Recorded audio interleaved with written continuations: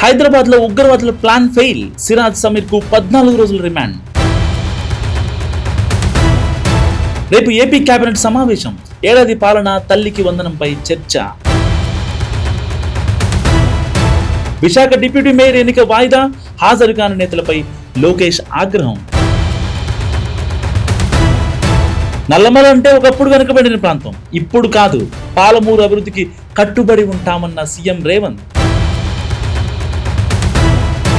తిరుమలలో మరో స్కామ్, తులాభారం కానుకలు దొంగలించారన్న భానుప్రకాష్ రెడ్డి. పహల్గామ్ అటాక్ ముందు జ్యోతి రెక్కి, అరెస్ట్ అయ్యాక వైరల్ అవుతున్న వీడియోలు.